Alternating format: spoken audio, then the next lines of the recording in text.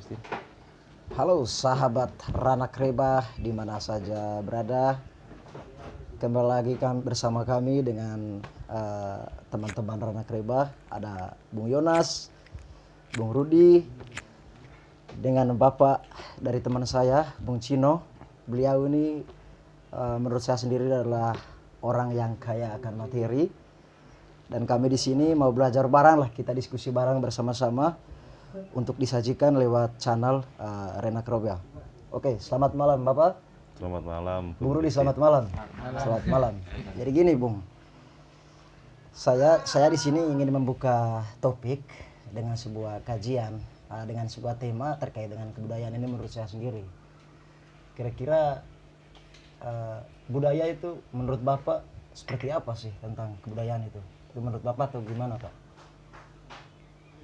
Kalau menurut aku budaya itu sebetulnya tidak bisa ditinggal ya, karena budaya itulah yang membuat kita menjadi ada. Yang membuat kita menjadi ada ya, Pak ya? Iya. Dan yang membedakan keberadaan kita dengan saudara-saudara kita yang lain ya dari budaya. Kalau sampai budaya ditinggalkan, kita nggak akan pernah mengenal diri kita sendiri kan. Berarti budaya ini ibaratnya itu lahir dari dasar pemikirannya begitu ya, Pak? Atau batin begitu, secara batin? Pasti, dan itu pasti dari pemikiran yang luhur dari leluhur-leluhur kita dahulu. Karena nggak mungkin budaya itu muncul begitu saja tanpa adanya konsep dari para leluhur-leluhur kita. Dan konsep yang diciptakan oleh nenek moyang kita atau leluhur kita tadi, jelas itu akan mempengaruhi anak cucunya hingga kita hari ini, mulai dari cara kita berpikir hingga cara kita berperilaku. Sopan santun pun kalau tidak ada budaya, dari mana kita bisa menghormati yang lebih tua? Kalau hanya dengan mengatakan atas nama kemanusiaan, nah semuanya kita panggil he. Terus bapak kita panggil he juga. Yang membedakan itu kan budaya. Berarti di sini menunjukkan bahwa budaya itu luntur tergantung bagaimana sikap kita ya, atau kayak gimana, Pak? Lunturnya kebudayaan karena kita sudah meninggalkan leluhur kita. Meninggalkan leluhur ya, Pak? Ya, dengan sendirinya kita sudah meninggalkan tradisi-tradisi atau yang kebiasaan-kebiasaan yang dilakukan oleh para leluhur kita.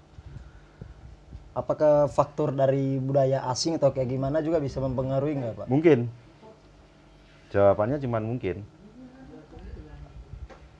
Mungkin dari asing, mungkin dari diri kita sendiri yang merasa sok gengsi atau yang tidak pede, tidak percaya diri sebagai putra daerah. Lebih percaya pada asing, dan itu dimanfaatkan oleh orang-orang dari luar daerah untuk mempengaruhi pola pikir kita sehingga lupa dengan tradisi atau leluhur. Arti marwa di sini hilang ya begitu ya, Pak ya? Nah, kalau itu sudah hilang, identitasmu sebagai satu suku bangsa juga hilang. Akhirnya banyak sekali orang-orang yang tidak mengenal dari suku apa, karena tradisinya udah gak dipakai lagi. Oke, baik. Gimana kalau menurut Bung Yonas sendiri apa yang disampaikan sama Bapak nih tadi? Mungkin saya belum saya hanya mulai terpicu untuk bertanya juga sih sebenarnya. Kalau menurut Bapak kondisi budaya saat ini dengan masa dulu itu seperti apa? Maksudnya ada perbedaannya? Jelas lah. Kalau kita dulu mungkin minum kopi itu dari batok kelapa ya. Kalau sekarang dengan adanya teknologi dan juga adanya industri, akhirnya kita pakai gelas. Ini kan salah satu budaya juga. Kalau kita cuma pakai pakaian dari kain tenunan yang hanya berupa sarung atau apa, ya seiring waktu sekarang kita pakai celana jeans dan sebagainya. Ya itu juga pola daripada budaya juga. Ya, kalau kita lihat juga kan kondisi seperti kebaya, maksudnya budaya-budaya dulu anak-anak gadis itu harus menggunakan Penutup kebaya dada, ya. katakanlah, Sekarang itu. kan mulai hilang, bahkan banyak anak-anak gadis sekarang tidak tahu seperti apa itu kebaya, dan sekarang orang lebih cenderung ke baju-baju yang notabene yang datang dari orang luar. Kalau melihat hal seperti itu bagaimana? Ya enak orang luar kan, dia bisa bisnis, dia bisa jual produknya. Sementara kalian sendiri yang leluhur kalian susah payah untuk menciptakan tradisi semacam itu, mengenalkan kesopan santunan dan adat semacam itu hingga kalian menjadi orang beradab, diperdaya kan. Terlalu bombastis sehingga identitas hilang begitu ya Pak ya. Ya bukan hanya identitas yang hilang, tapi juga industri dan pabrik-pabrik pakaian dan produk-produk mereka kan akhirnya masuk semua. Siap. Terus Pak, kan memang faktor masuk budaya luar itu juga kan ada pengaruh baiknya juga. Ada pengaruh baiknya juga sih di sisi lainnya. Contohnya ya kita membelajar sesuatu yang belum kita dapat. Misalnya hal ini dalam teknologi ya Pak ya. Nah, sementara kan zaman juga harus menuntut kita Pak. Sesuai dengan yang sekarang kita harus bisa, harus tahu. Nggak mungkin harus nggak tahu. Itu kalau menurut Bapak sendiri kayak gimana itu Pak? Ya memang kita harus belajar dan memang informasi itu harus kita dapatkan apapun caranya, walaupun teknologi sekarang sudah memungkinkan HP dan sebagainya, wifi ada di mana-mana. Sementara kalau kita tertinggal dengan budaya yang lebih dahulu ada dan tidak mau mengikuti perkembangan budaya itu, ya kita suku kolot kan akhirnya. Walaupun kolot kan tetap, ya itu tadi seperti Mas Gustin bilang kan, di sisi baik juga mengikuti sisi buruk. Semacam contoh kayak suku-suku Baduy yang masih tidak mau turun dari gunung, atau mungkin dari suku-suku yang ada di Kalimantan sendiri yang tidak mau keluar dari rimba. Juga ada sisi buruknya, juga ada sisi baiknya. Kemungkinan sisi buruknya mereka ketinggalan teknologi yang ada, nggak mengikuti informasi yang apa di luar sana. Tapi kemungkinan terbaiknya mereka menjaga kelestarian alamnya dan tanah nenek moyangnya sebagaimana nenek moyangnya dulu menjaga tanah dan kekayaan yang ada di situ. Jadi seiring, ya itulah budaya. Iya itu tadi ya Pak ya. Sekarang ini bukan opini sih kalau menurut saya. Ini menurut saya nih Pak ya. Melihat situasi yang sekarang ini ya, begitu apa namanya, bombastis sekali, begitu banjir sekali, begitu produk-produk lokal yang memasuki di negeri kita ini Pak ya. Nah, di sini rasa cinta terhadap produk sendiri seorang pemuda ataupun warga negara kita ini hilang begitu, seakan-akan produk lokal ini terlalu ketinggalan bagi mereka. Ya kalau Anda sendiri sudah tidak tahu karakter suku Anda, tidak mengenal kepribadian leluhur Anda, dan lebih percaya pada industri yang seperti kata-kata tadi, pakaian itu mirip barat dan sebagainya. Lah, kakek nenek moyang kita yang dulunya menenun itu, ada yang sudi nggak beli kain tenunnya? Aku pikir sudah nggak mau, malu mereka. Dan kalau kita tidak beli produk mereka juga, mereka akhirnya berhenti, nggak akan menenun lagi. Karena pabrik harganya lebih murah. Dan sama dengan kita juga membunuh tradisi yang sudah diawali dari nenek moyang kita turun-temurun tadi, hilang dengan sendirinya. Oke. Tapi begini Pak, ini menarik sebenarnya. Misalkan ini kan sementara produk yang dari luar itu atau kebudayaan dari luar itu seolah-olah itu sesuatu yang luar biasa menurut kita yang ada di Indonesia.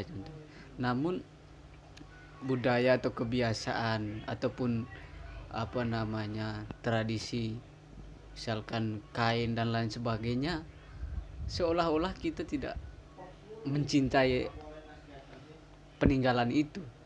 Itu menurut Bapak itu hal apa yang membuat kita lebih mencintai? Apa ya? Kalau aku bilang bukan seolah-olah membuat kita tidak mencintai itu, memang ada pihak-pihak tertentu, industri-industri tertentu yang memang menjauhkan Anda dari sisi-sisi itu. Kan mereka berjualan tentang produknya juga, tentang kain-kainnya dengan harga yang lebih murah. Tapi meninggalkan dari yang dilakukan nenek moyang Anda sejak dahulu, semacam kain tenun. Bahkan kain tenun pun setiap daerah kan berbeda-beda. Sama dengan batik, setiap daerah mulai batik Pakalongan, batik Madura, batik Jogja, Solo dan sebagainya kan berbeda-beda. Nah kalau itu diganti sama batik pres atau batik cap kan juga budaya lokal hilang semua. Jadi kita sudah tidak tahu identitasnya. Semacam dengan senjata-senjata adat dari suku-suku tertentu. Ketika itu disamakan dengan pisau belati semua yang mengancam keselamatan. Terus kalau pembawa pisaunya bisa kena pasal karena membawa senjata tajam, adat kedaerahannya hilang akhirnya, identitas bangsanya hilang. Sama dengan kain tadi, kalau tenun atau batik tadi macam-macam tadi dikenakan oleh orang tertentu, kita nggak perlu bertanya karena kita pasti tahu yang mengenakan kain semacam itu, ini tenun asli dari Bima, daerah. ini tenun ulos dari Medan. Iya. Kita nggak perlu bertanya.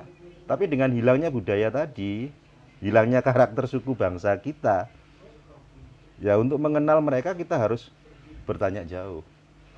Itu pun beruntung kalau mereka jujur. Kalau mereka menipu, katakanlah dia bilang, aku bukan dari situ, aku dari Ambon misalnya. Orang lain bisa kena penipuan. Karena budaya tadi. Berarti ini sudah secara sengaja ini ya Pak ya, untuk menghilangkan identitas budaya itu tadi sendiri. Padahal sejatinya kan budaya itu tadi, padahal sejatinya budaya itu tadi kan sudah punya siklusnya tersendiri ya Pak ya. Artinya di situ sudah punya perbedaan, hanya tinggal bagaimana kita mengaplikasikannya atau bagaimana kita menjalani untuk merawat budaya itu sendiri ya Pak ya. Ya, karena keuntungan dari budaya tadi yang kalau kita mengenal suku bangsa tertentu, terus dari suku misalnya kayak mungkin di tempatnya Mas Gustin atau Mas Yonas ini ada berbagai macam keluarga, ada berbagai macam marga mungkin di situ. Iya betul. Dengan budaya dan tradisi yang berbeda-beda, itu keuntungannya kan satu. Apa itu Pak? Mereka dengan yang lain-lainnya adalah satu saudara. Itu tanpa kita sadari. Terus perkawinan sedara kan bisa terhindari tanpa harus bertanya lebih lanjut. Tapi kalau budaya tadi hilang, jangan-jangan kita mengawini saudara kita juga tidak tahu. Itu imbas yang paling gampang yang semacam itu. Terus kalau bertikai juga kita nggak tahu, karena kita nggak pernah tahu siapa musuh kita sebenarnya, karena budaya kita dihilangkan. Iya, ini Pak, menarik juga nih berbicara tentang lunturnya budaya ini ya Pak ya. Nah, ini yang menjadi sumber atau akar masalah ini Pak. Lunturnya budaya ini, apakah ini diserang secara sengaja melalui sektor, misalnya ini Pak ya, contoh ya, misalnya melalui sektor pendidikan, ataukah melalui siklus pergaulan dari seseorang, ataukah dipengaruhi oleh sistem atau bagaimana Pak? Banyak yang mempengaruhi dia, mulai dari ekonomi dan sebagainya untuk meruntuhkan satu kebudayaan tertentu dan menciptakan budaya baru. Satu contoh semacam budaya mudik. Setiap lebaran banyak sekali orang yang harus terpaksa mudik. Nah, budaya mudik itu munculnya kenapa? Ya karena sektor ekonomi. Seandainya di negara atau di daerah masing-masing tadi ada industri yang bisa menguatkan kantong mereka sehari-hari untuk mencari nafkah, sehingga tidak perlu kerja di kota atau ke Jakarta atau ke Jawa, ya nggak ada toh sistem mudik. Adanya mudik itu karena mereka nggak punya pabrik di daerahnya, karena mereka nggak punya pekerjaan di daerahnya, sehingga mereka harus mencari nafkah, mencari uang, mencari ilmu juga di pulau lain, di tempat lain. Nah itu nanti jadi budaya mudik. Karena apa? Di daerahnya tidak menyediakan fasilitas yang ada. Fasilitas yang memadai. Nah, gitu ya, nah, masalah yang siapa menciptakan fasilitas semacam itu kompleks. Mulai dari industri atau apa. Bukan instansi. Enggak, aku bilang bukan. Bukan ya Pak? Bukan, kalau sistemnya mungkin. Itu kira-kira yang lebih konkretnya itu kayak gimana itu Pak? Ya kalau lebih konkretnya, setiap daerah memang mempunyai kendala atau masalah yang berbeda-beda, itu pasti Mas Gustin. Jadi nggak bisa disamakan antara yang terjadi di ujung timur Indonesia dengan yang ada di ujung barat, pasti polanya berbeda-beda. Nah itu bisa dipengaruhi oleh bermacam-macam tradisi. semacam yang ada di Jawa aja banyak sekali kalau kita masuk ke ranah keagamaan yang membuat sehingga tradisi tadi hilang karena dicap kafir dan sebagainya kan. Wah ini menyembah batu, ini menyembah anu. Bahkan mungkin di kalangan Mas Yonas dan sebagainya sudah mulai muncul wacana-wacana begitu. Wah ini nggak benar, ini nggak benar, nggak Iya. benar. Tapi akhirnya apa? Kita menjauh dari tradisi yang biasa dilakukan oleh leluhur kita. Padahal tradisi itu tadi sudah melekat sejak sistem itu dibentuk ya Pak ya. Dan padahal leluhur kita dulu mungkin tidak akan sepemikiran semacam itu. Mungkin karena kearifannya ada pohon yang besar maka ini harus dipelihara sehingga dia harus dirawat. Caranya merawat dengan memanfaatkan masyarakat desa setempat. Caranya harus mengadakan ya katakanlah kayak makan bareng di situ pada awalnya itu. Terus dicap sebagai ritual. Sudah. Dan dicap lagi sebagai penyembah pohon tadi akhirnya. Dan akhirnya tradisi tadi tidak ada. Kalau sudah tidak ada yang menjaganya maka gampang pohon ini akan ditebang dengan sendirinya tanpa ada warga yang melindunginya. Ini Pak, kalau kita bicara budaya ini kan apa namanya dia akan semakin meluas karena budaya ini akan mengikat dengan satu dengan yang lain. Kalau Bapak lihat seperti apa apa namanya sebelum bangsa Indonesia ini kan merdeka, budaya itu sangat apa ya kental di setiap misalkan di setiap daerah masing-masing maupun di kerajaan-kerajaan yang ada dulu, karena atas dasar kebudayaan itu lahirlah suatu apa namanya suatu kesepakatan yang sama yang akan dilakukan suatu daerah atau suatu kerajaan. Kalau kita tarik sekarang Pak, apakah apa namanya kebudayaan ini akan melahirkan sesuatu sistem yang baru atau seperti apa? Kalau tentang sistem yang merubah budaya itu pasti karena sistem akan menguntungkan satu golongan dan akan menghancurkan golongan yang lain. Itu sistem ya. Maka kita ini dengan adanya sistem tadi, budaya dihilangkan, karakter suku bangsamu hilang, kamu nggak mengenal siapa kamu sesungguhnya, maka kamu akan mudah digombali. Itu kesimpulannya. Kita seperti bangsa yang terbelakang, barbar, bodoh, yang ketika berperang dengan Belanda dulu masih menggunakan bambu dan sebagainya. Padahal kenyataannya kan enggak. Sekarang aku minta tolong yo Mas yo, jelasno sih. Baju adat aja. Di Nusantara ini mulai dari Aceh hingga di Sampai Merauke sana ya. ya katakanlah itu.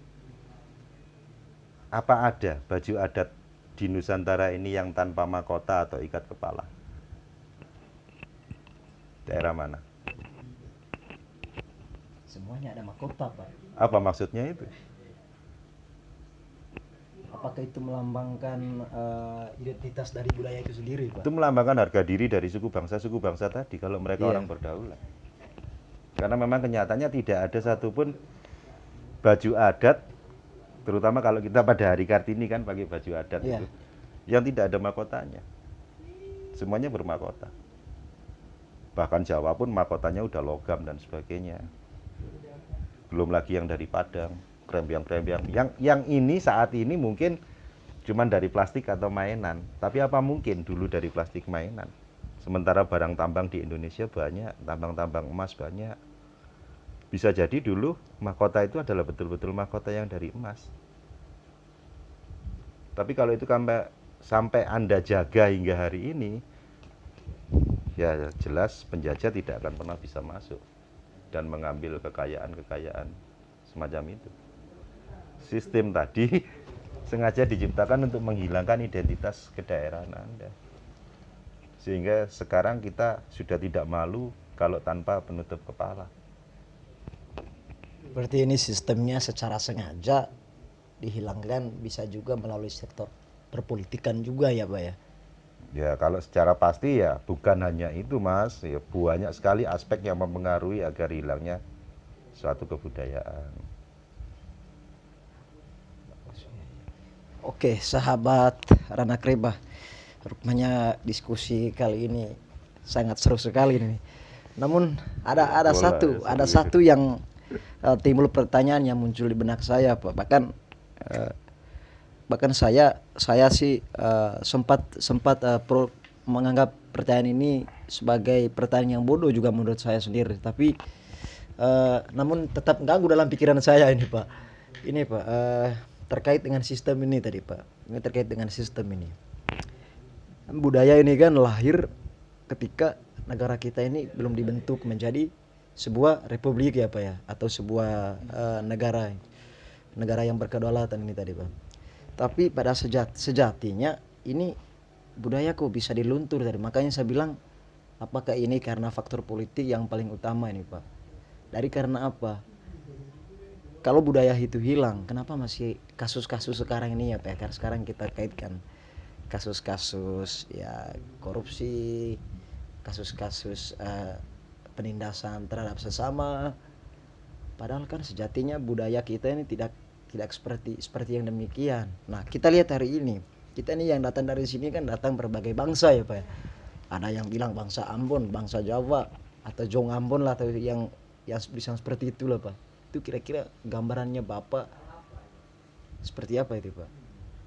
Ya, karena memang budaya kita tidak mengajarkan mencuri, apalagi korupsi, Mas. Jadi kalau sampai kita mencuri atau korupsi, jelas itu ada yang hilang dari budaya tadi. Jelas pelakunya adalah produk-produk yang sudah tidak mengenal budaya.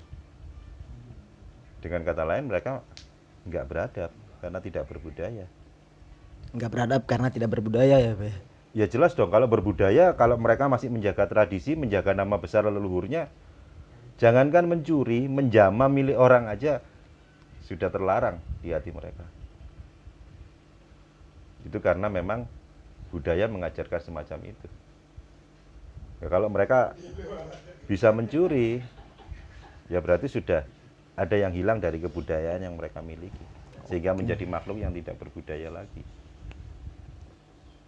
Berarti luar biasa sekali budaya kita ya Pak ya. Artinya kita ini budaya bukan untuk mencuri, tapi budaya untuk menciptakan ya Pak ya. Iya, budaya yang menciptakan. Iya, bermacam-macam budaya itu, dari yang kita omongkan mulai dari kain, alat-alat atau senjata, termasuk alat-alat pertanian yang berbeda-beda setiap suku, sampai dengan moralitas itu sendiri diciptakan oleh budaya kan. Ya. Di mana orang-orang bule bisa telanjang di Bali pada waktu era 70-an karena mereka adalah orang yang berbudaya. Jangankan maaf memperkosa atau mencabuli turis bule yang telanjang, melihat seseorang telanjang mereka malu. Karena kebudayaan mengajarkan mereka jangankan menjamah, melihat aja malu aku. Tetapi budaya yang seperti itu ketika dipraktekkan di daerah kita atau di negara kita, apakah itu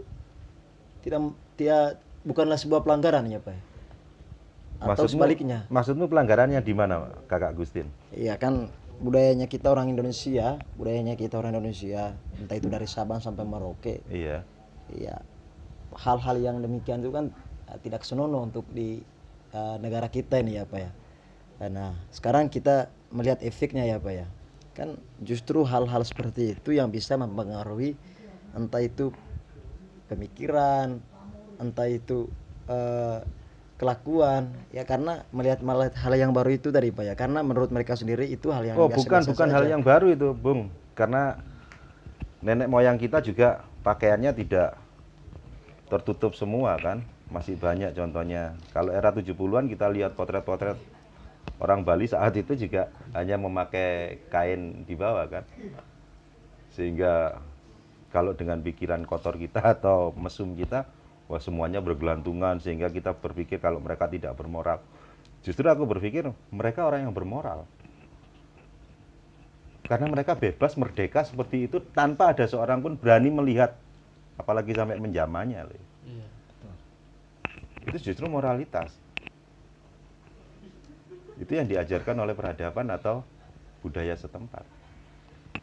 Ya, kalau kita tarik lagi ke sini ya situasi, maksudnya budaya kita dulu itu apa namanya moralitasnya sangat tinggi sekali, namun ada apa namanya semacam gium dalam masyarakat sekarang ini bahwa apa namanya budaya saat ini misalkan budaya korupsi sekarang ini kan begitu banyak apa orang yang melakukan korupsi, seolah-olah orang menganggap bahwa itu sebagai budaya korupsi. Ya, memang korupsi sekarang menjadi suatu budaya yang baru karena sudah menjadi titik tolak apa ya, semakin besar yang kita dapatkan semakin bisa dibanggakan karena itu akan konteksnya akan kemana-mana. Tapi bukankah korupsi itu sendiri sudah keluar dari akar budaya kita sendiri? Karena nggak mungkin lah orang tua kita atau leluhur kita mengajarkan anak-anaknya jadi ya kata lainnya semacam itu. Ya, nah itu dia tadi makanya saya tanya, masa kebudayaan yang dulu dibangun oleh nenek moyang kita yang notabene ya sangat integritas, namun kondisi saat ini seolah-olah tindakan atau perbuatan yang dilakukan itu seolah-olah membawa atas nama budaya namun merasakan masyarakat itu. Ya, karena itu sudah menjadi budaya karena kita sudah terbiasa tidak lagi mempunyai empati kepada saudara-saudara kita yang ada di belakang kita. Yang ada cuman hukum rimba kan. Berarti, siapa yang menang, siapa yang berkuasa. Berarti ini versinya para penguasa ya. Ya, karena ada sesuatu yang hilang dari budaya itu sendiri. Contoh yang hilang dari budaya kita yang pasti adalah tentang moralitas. Moralitas itu nggak luput kalau dulu mungkin pada zaman-zaman sebelum kita seperti saat ini, seseorang untuk menjadi pejabat harus tahu dulu kan tentang dharma dan juga baktinya. Saya harus berdharma kepada siapa, saya harus berbakti kepada siapa. Setelah itu nanti kalau seandainya saya menjabat menjadi kaya kan bonus. Tapi kan sekarang sudah nggak ada itu. Karena dharma ada sumpah yang mengikat mereka ya Pak. Nah itu kan warisan kolonial kalau kita mau jujur. Nah kolonial sendiri dengan adat dan budayanya yang mereka adaptasi dari negeri mereka sendiri juga. Yang memang kedatangan mereka ke sini kan mutlak untuk menjadikan kita bangsa sebagai bangsa pijakan bagi tanah mereka. Atau lebih tepatnya sebagai orang jajahan. Ya artinya apa namanya kehadiran apa namanya penjajah dulu sangat besar sekali untuk merubah tatanan budaya kita. Jelas. Kalau dilihat dari sistem apa namanya pendidikannya bagaimana terkait budaya kita? Ya kalau pendidikan itu tadi kita sudah kehilangan dharma bakti, jadi kita sudah tidak tahu kepada siapa kita harus berdharma, kepada siapa kita harus berbakti. Akhirnya ya ngawur. Kan sejatinya berbakti kepada rakyat. Ya kalau dharma kita ya kepada negara ini dan kepada rakyat. Kalau bakti kita ya kepada orang-orang yang ada di sekitar kita, itu pastinya begitu kan. Di setiap suku apapun pasti diajarkan tentang itu seharusnya. Dan nggak ada suku manapun yang mengajarkan kurang ajar pada orang tuanya, itu pasti kan.